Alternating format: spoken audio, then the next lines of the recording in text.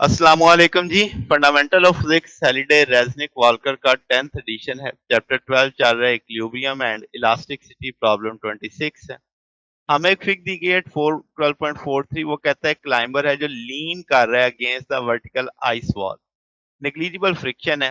Distance ए दे दिया गया है ये वाला, उसके पैर का दीवार से जो फासला 0.914 मीटर, और उस बंदे की जो लेंथ है वो दे दी गई है 2.1 मीटर।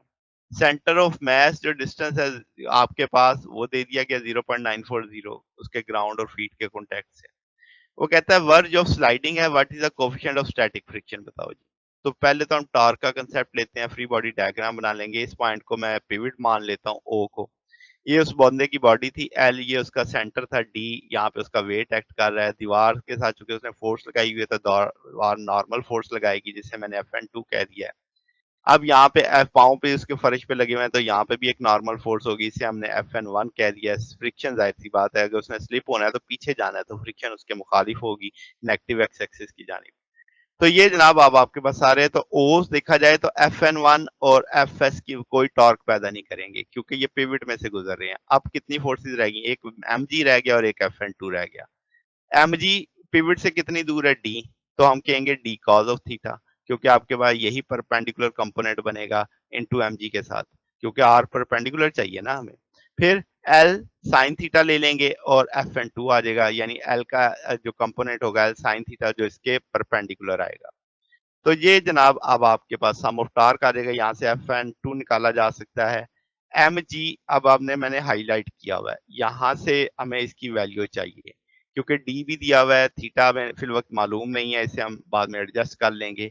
तो sum of forces along Y axis अगर देखा जाए तो यहाँ पे वाई एक्सिस पे आपको Fn1 अप दिख रहा है, mg डाउन दिख रहा है, तो Fn1 mg आ गया, तो इसका ये वैल्यू तो यहाँ पे जा सकती है। फिर वाई एक्स एक्सिस की फोर्सेस देखा जाए तो Fn2 पॉजिटिव एक्स एक्सिस की तरफ है, Fs नेगेटिव एक्स एक्सिस की जानिब है, तो यहाँ से अब आप Fn2 भी निकाल सकते हैं। तो ये दोनों वैल्यूज हम यहाँ पे प्लेस कर सकते हैं। तो यहाँ पे अब आपके पास जब ये वैल्यू लग जाएगी, Fn2 की जगह Fs आ जाएगा, इसकी जगह Fn1 आ जाएगा। अब आप इसे d बाई एल ले लें, cos theta by sine theta tan cot theta के तौर पे लिया जा सकता है। तो ये चीज अब आपके पास सिचुएशन आ गई, एफ एस है म्यू एस Fn1 के बराबर, तो यहाँ से Fn1 कट जाएगा, म्यू एस का टूल आ गया कि d by L cot theta.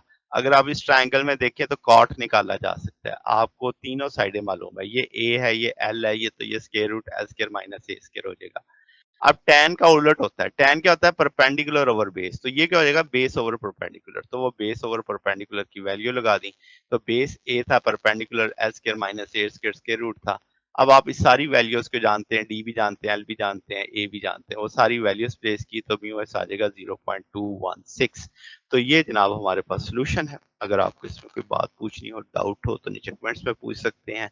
Video अच्छी लगी हो तो वीडियो को लाइक कीजिएगा, दोस्तों के साथ शेयर कीजिएगा, चैनल को सब्सक्राइब कर दीजिएगा। अब तक के लिए इतना ही, बाकी इंशाल्लाह नेक्स्ट देखेंगे। ओके, अल्लाह हाफिज।